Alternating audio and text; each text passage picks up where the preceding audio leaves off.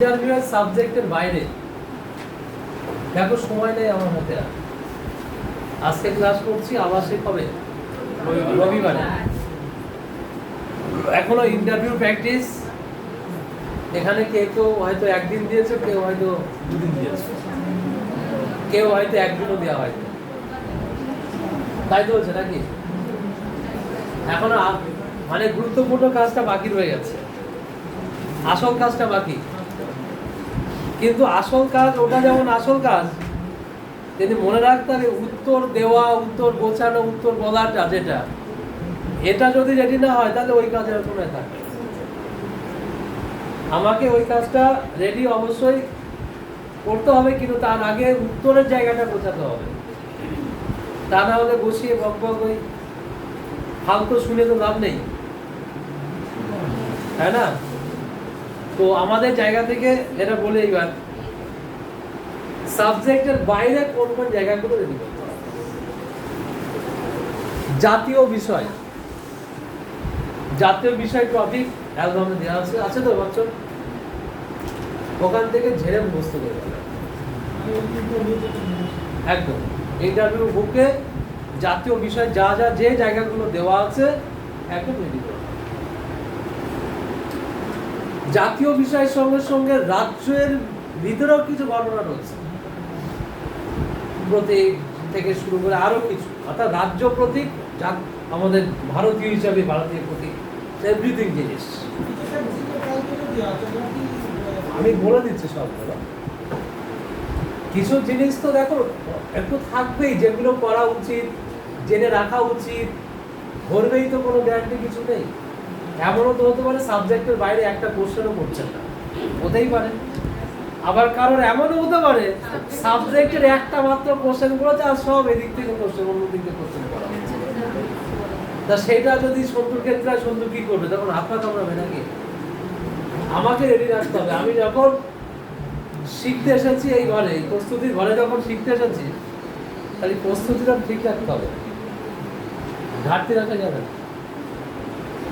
দেখো current event, যেটা একটু আগে পত্রিকাতে কথা হচ্ছিল পেপার দিয়ে,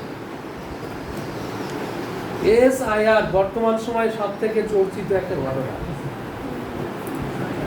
সেখানে কি কি শিডিউল, কি কি তথ্য জানতে চাওয়া হচ্ছে, কি থাকলে একজন ভারতীয় নাগরিক ভোটাধিকার পাবে, কি না থাকলে পাবে না, এটা একজন শিক্ষক শিক্ষিকা হিসাবে আমাদের জানা উচিত। কে তাই তো মানব ফলে প্রত্যেকটা মানে কি কি তথ্য, কটা বিষয়, 11টা না 12টা তথ্য জানতে চাচ্ছেন? 11টা, সেটা জানতে হবে। সেই 11টা তথ্য কি কি একটু জেনে রাখতে হবে আমার, তাই না? তোমার নেই, মায়ের বাবার আছে, সেগুলো জানতে হবে। পাশাপাশি খেলাধুলা সংক্রান্ত প্রশ্ন, এছাড়া আরো কিছু তথ্যভিত্তিক থাকে, সব দিনের পেপারে তো থাকে না। ফলে কারেন্ট ইভেন্টস এই নয় যে আমি বিসিএস এর কারেন্ট অ্যাফেয়ার্স করতে যাব, সেটা না। তবে একটা বিষয় বলবো, নোবেলটা না একটু মনে রাখবে। নোবেলটা মনে রাখবে যারা বিশেষ করে সায়েন্সের, তারা সায়েন্সের নোবেল, যারা সাহিত্যের তারা সাহিত্যে নোবেল। তবে মোটামুটি শান্তিতে নোবেল, সাহিত্যে নোবেল, এটা সবাইকে জানতে হয়। এগুলো কিন্তু কমন জিনিস, একটু মনে রাখবে। পাশাপাশি সাহিত্যের জ্ঞানপীঠ আসছে, সাহিত্যের জ্ঞানপীঠ, এই ধরনের কিছু জ্ঞানপীঠ পুরস্কার, এই ধরনের কিছু আমাদের বাংলার পুরস্কার আছে, ভারতীয় কিছু পুরস্কার রয়েছে,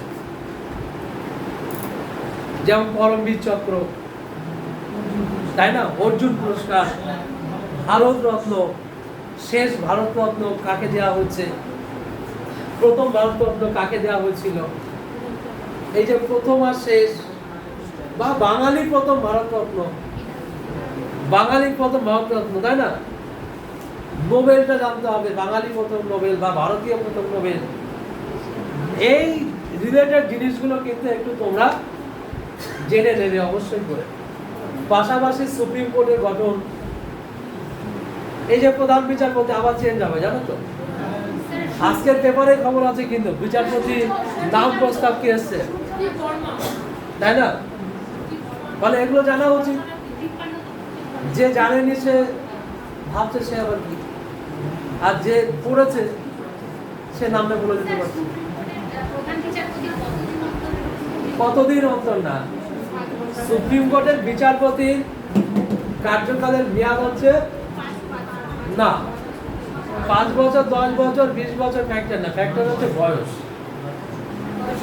যাকে বিচারপতি হিসাবে নিয়োগ করা হলো প্রধান বিচারপতি হিসাবে বা বিচারপতি হিসাবে, তার কার্যকালের মেয়াদ হচ্ছে 65 বছর।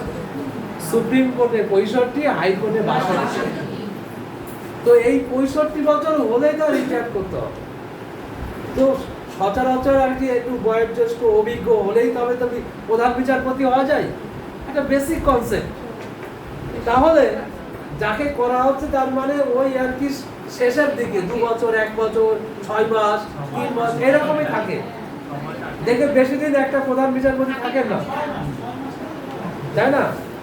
ও 2 মাসও হয়, 1 মাসও হয়, ইতিহাস বলছে এটা। তো সেই জায়গায় দাঁড়িয়ে যেদিন তার 65 বছর হয়ে যাবে সেদিন যে টাকা পাইবে একটু চলে যাবে। আর আগে থেকেই ওই প্রধান বিচারপতি এবং তার বিচারপতি রিক্রুটমেন্টের যে সিস্টেম পদ্ধতি, সেই সিস্টেম পদ্ধতির মধ্য দিয়ে পরবর্তী প্রধান বিচারপতি কে হবে তিনি নাম অলরেডি মানে প্রধানমন্ত্রীর কাছে নাম প্রস্তাব করে যাবে। রাষ্ট্রপতি নিয়োগকর্তা, প্রধানমন্ত্রী কেন বললাম, রাষ্ট্রপতির কাছে যাবে তো, মাধ্যমে যেতে হবে, মানে নিয়োগকর্তা কিন্তু রাষ্ট্রপতি। ফলে এগুলো জানতে হবে। যেমন বর্তমান সময় ধরো আমাদের উপরাষ্ট্রপতিদের প্রশ্ন হতে হবে, উপরাষ্ট্রপতি চেঞ্জ হয়ে গেছে, তাহলে কে হলেন নতুন জানতে হবে। আগে কে ছিলেন, আগে কোন পোস্টে ছিলেন, রাজ্যপালের আগে তিনি কোন পোস্টে ছিলেন, তাই না? তিনি সাংসদ ছিলেন। ফলে এই যে ব্যাপারগুলো একটুখানি জেনে নিতে হবে। এগুলো সব তোমরা যদি না জানো, এই ক্লাসে এসে আসতে অন্তত একটা দিন জেনে নেওয়ার চেষ্টা করবে, আমি বলে দেওয়ার চেষ্টা করবো। তোমরা প্রশ্ন করলে আমি বলে দিতে পারবো।